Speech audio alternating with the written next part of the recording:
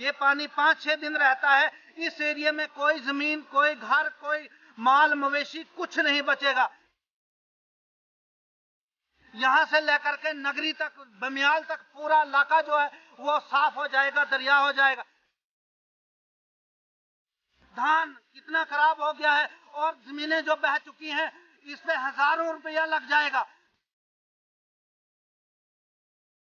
जितेंद्र सिंह राणा जी, उन तक भी ये बात पहुंचाना चाहता हूं कि जनता ने आपको किस लिए चुना हुआ। इसलिए चुना हुआ है कि जनता की आप छोटी मोटी जितनी भी समस्याएं हैं उनको पूरा करें। डिस्ट्रिक्ट कठुआ वालों ने आप पे इतनी मेहरबानी की और डिस्ट्रिक्ट कठुआ वाले आज बह रहे हैं।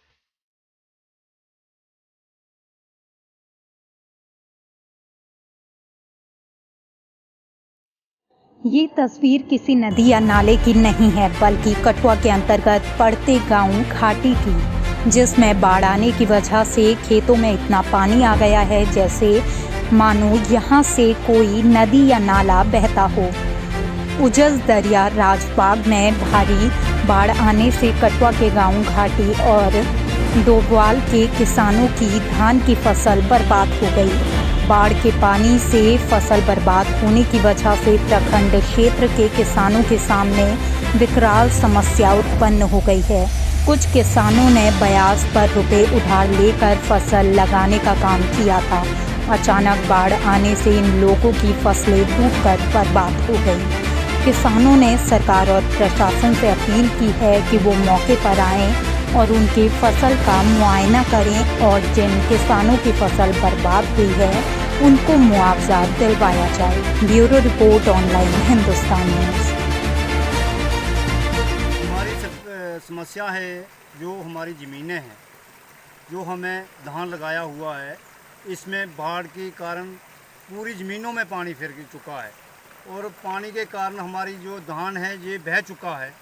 नीचे से लेकर पूरी ज़मीनें ख़राब हो चुकी हैं। हमारे घर और माल मवेशी जो है उनका भी बहुत जानी नुकसान हुआ है और हम गवर्नमेंट को मैसेज करना चाहते हैं, हमारी मदद के लिए कोई एग्रीकल्चर डिपार्टमेंट नहीं आया है। हमारी जो लोगों की, गरीब लोगों ने केसीसी बनवाई है या ज़मीनों पे केसीसी बनवाई है, उनका कुछ ना कुछ हमें फ़ायदा होना चाहिए, क्योंकि अगर माफ़ी पूरा रकम की माफ़ी नहीं है तो हमारा जो कम से कम जो हमारी ये इंटरेस्ट है वो तो माफ़ होना चाहिए, क्योंकि हमें बहुत खर्चा किया हुआ है इन ज़मीनों पे, धान लगाया हुआ है। आज दूसरा तीसरी बाढ़ का ये माहौल है, दूसरी तीसरी बार आया। पहली बाढ़ में कुछ बूटे बचे थे, आज जो इस बाढ़ में 17 तारीख की बाढ़ में हमारा कुछ भी नहीं बचा है। पूरी ज़मीन का जो फसल है ख़राब हो चुकी है, पूरा नुकसान हो चुका है इसका। हम एग्रीकल्चर डिपार्टमेंट को और जो ब्रांच मैनेजर्स हैं उनको भी हम अपील करेंगे कि गरीब लोगों का जो भी है इनका इंटरेस्ट माफ़ किया जाए, या पूरा ज़मीन पे आ कर के उनका जो भी है मुआवजा दिया जाए इन लोगों को, गरीब लोगों को। पटवारी को, तहसीलदार को हम वाज़ह तौर पे हम अपील करेंगे कि जो गरीब लोगों का नुकसान हुआ है इनको कुछ ना कुछ मिलना चाहिए। कईयों के घरों में भी पानी घुस गया है। नमस्कार सर, मेरा नाम रवेल सिंह है, मैं दबवाल का रहने वाला हूं। सर यहाँ पे जो बात है वो पीछे से ना दरिया आ रहा है। पहले तो घाटी का पानी आता था खाली, इधर की जब बारिश पड़ती थी नदी नाले जो वो थोड़ा सा पानी आता था उससे थोड़ा बहुत फ्लड होता था, नुकसान होता था। लेकिन आप देख रहे हो इस टाइम लगी हुई फसलों का कितना ज़्यादा नुकसान हुआ है। आपने खुद ग्राउंड पे आकर के देखा। आप देखो, अब सबसे बड़ी समस्या है पानी आता कहाँ से। हमने समस्या पकड़नी है पानी आने की। ये तो चलता रहेगा कि क्या मुआवजा देंगे नहीं देंगे, वो चलता रहेगा सिस्टम। लेकिन सबसे बड़ी समस्या है लोगों की जान माल की। अगर जान माल नहीं रहा तो कुछ नहीं रहेगा। जब तक ना ऊपर जो डैम टूटी हुई है, अगर उस डैम को नहीं बनाया जाएगा तो आज इतना पानी आया है। ये सिर्फ एक दिन की बारिश है, एक दिन की बारिश। पहली दिन की बारिश हुई थी, उसके बाद 4-5 दिन बाद आज बारिश हुई। अगर इसी तरह से जब आगे जो बरसात आती है, जो लास्ट बरसात ख़त्म होने वाली होती है, जब 5-5, 6-6 दिन बारिशें रहती हैं, इधर कोई घर नहीं बचेगा, इधर कोई ज़मीन नहीं बचेगी। अगर हम ये गवर्नमेंट इस चीज़ के लिए नहीं देखती है कि वो डैम जहाँ से टूटी हुई अगर उसको नहीं बांधते, वो तुसी नहीं बांधते। हर बार क्या जाता है कि गवर्नमेंट की मिली भगत से, जो अपना फ्लड कंट्रोल डिपार्टमेंट है उनकी मिली भगत से वो ऐसे लोगों को ठेके देते हैं जिनके प्रेशराइज होकर के कमीशनों की वजह से, और वो ठेकेदार जो होते हैं वो सिर्फ थोड़ी सी मिट्टी साइड में डाल करके वो काम सही से नहीं करते हैं।